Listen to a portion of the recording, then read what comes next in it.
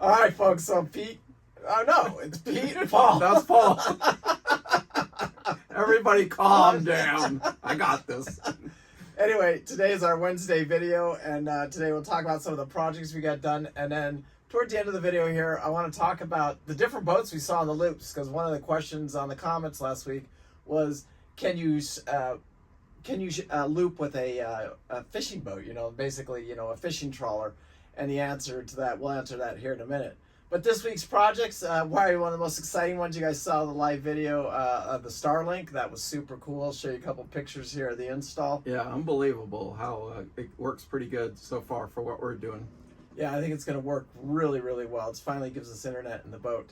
And then even today, just this morning, I picked up new starter motors for all of the engines and the generator. The generator hasn't been running for the last month just because that starter wouldn't turn over fast enough to start the engine. So that's another project that I'm getting done this week. Also, Pete's bedroom, we extended the bed, and that's pretty well done. You got anything left to do in there? Yeah, just to clean it up a little more and get it a little more dialed in. But yeah, it's pretty much done. It's very comfortable. I've been sleeping in it now for a couple days, and it seems to work really good. I'm sleeping like a baby, like somebody hit me with a bat. So it's pretty good. Yeah, there you go. Yeah.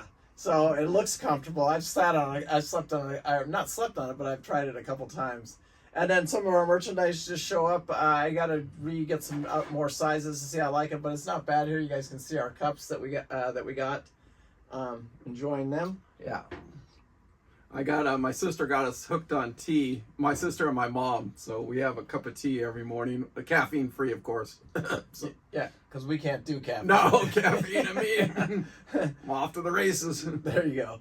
But anyway, and we're getting the trawler ready here. We still have the planned leaving date of January 15th to head down to the Keys. We're not in any hurry, so no, there will be people on the boat that are coming on. We're picking up 2 passengers. Yeah, Rwanda and Eve will be on the boat with us. And then we just want them to enjoy the coast and stuff like that. We're not just racing down to the Keys. It should be, once we leave here, it should take 2 weeks. Yeah. Weather permitting and stuff like that. Yeah. But anyway, one of the comments this week was about what we see out here looping, and is it possible, you know, to buy one of these fishing boats, because they seem to have really good prices on them at times. You know, you pick up one of these old fishing boats with, you know, like a Bertram or something like that, with these old Detroit engines in them, or an Oceans or something like that. There's one here in Gulf Shores actually that I saw the other day. It was like $35,000. That's pretty cheap, and it looked like it was in pretty decent shape. And can you loop them? Well, absolutely. You can. When we were out there on the loop, even here at the marina this year, man, we've seen you can everything. See anything. Yeah. I'll say it over and over again. As long as you have a budget, anybody can loop, because it really just you've got to calculate how much gas that you can afford to spend, and is it possible, you know, at the time to then you got to build your boat around that in your engine, because we've seen them. Yeah, and one thing I'm noticing is there's a lot of outboards out there running the loop now that you probably didn't see too long ago, but there's a lot of them out there. Yeah, my last trip to Denopolis, I saw just a regular ski boat, and the guy gets, you know, like 4 or 5 miles to the gallon. He does 23 miles an hour. He stays in hotels every night. He knocks out 100 miles a day. So it's a little different looping experience, but he is doing America's Great Loop in a little runabout speedboat. Yeah. So. And the problem with the big these older fishing trawlers is they usually have those older Detroits in them, and I mean the best you're going to do out of one is maybe 1.5 miles to the gallon. They're just going to burn a little bit of fuel, but yeah, it's absolutely anybody can get one. Anybody can go up and cruising the coast. They do have some big roomy ones. You guys see the video I did this last summer on the Oceans boat. That's converted from a fishing boat over to a trawler, because Oceans did build a trawler for a certain amount of years, and but it's basically just a fishing boat that they put the rear bedroom on it instead of making that big fishing deck in the back there. So I mean, they're good boats. I mean, and they do make good trawling boats, and you know, they got open cockpits. They're usually open, and they don't have many stairs in them and stuff like that, just going up to the helm and stuff like that. So they actually do make pretty good boats, in my opinion. Yeah. Like I said, size matters, height matters on the loop. So yeah, as long as it's 15.5, isn't it? Yeah, well, 15 is. I'll tell anybody, if you can keep your boat below 15, you got the whole Erie Canal, because you can do the western end of the Erie Canal. You don't have to worry. And you have to be under the 19 foot, let's say 2 or 3 inches there to get underneath that one Chicago bridge. And that's doing the Segway Canal. That is not going downtown Chicago. To go do downtown Chicago, you got to be underneath that 15-foot mark, or you're not doing downtown Chicago. You got to go around downtown Chicago. But besides that, I mean, and then does draft matter? Absolutely, it matters, because the least amount of draft that you have in your boat, the better off you're going to be. And those fishing boats, they usually only draft 3.5, 4 feet of water, so it's not a horrible draft. Yeah, it's not a bad draft. This boat, Southern Estate here, we draw 4.5 feet of water. And on a good day. on a really good day. So we got to be careful with that. But so draft, height, size, that matters. And the smaller you are, actually, the better off you are in the long run, because you can just get in more places. It's tighter, it's quicker, more fuel efficient.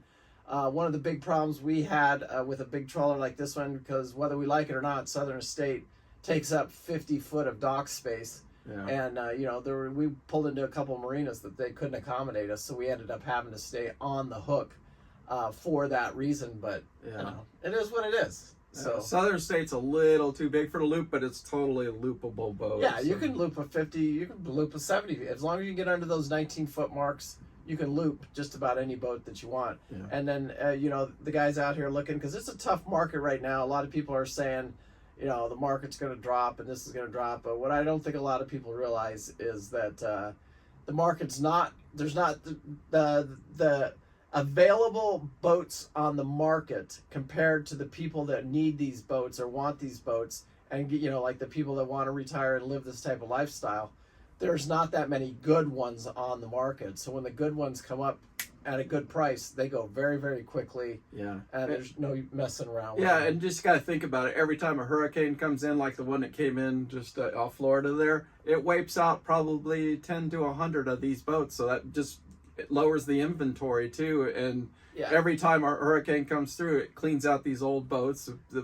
Most of them are junk anyway. But a lot of them, most of the boats, especially these 40-year-old trawlers, most of them are literally junk. They just could go to the chipper, like I always say. But there are a few of them out there that people did take care of. And then they got the fuel tanks replaced. They got their engines are all in good shape and stuff like that.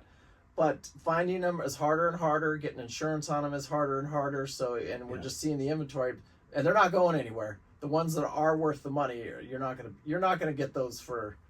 Pick them up for nothing anymore. It's almost impossible, and without getting them into a unique situation. Do you agree with that, right, Pete? Oh, 100%. And not only that, when you buy one of these,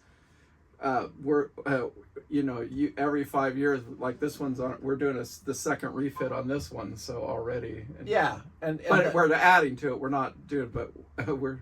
Now the boat has solar panels. Another project that I did this week was add a 12 volt to 12 volt charge controller so that we can charge the lithium batteries when we're driving the boat. I'll show you a picture of that, because this boat is very power hungry. So, and we're not going to conserve it. We're not going out. That's not where we're trying to save money. We're trying to save money in dockage fees and all that, but we want, if it burns what power it burns, that's the way it is. We're just making sure our generators are serviced. We got 2 good working generators. We can use them whenever we need to.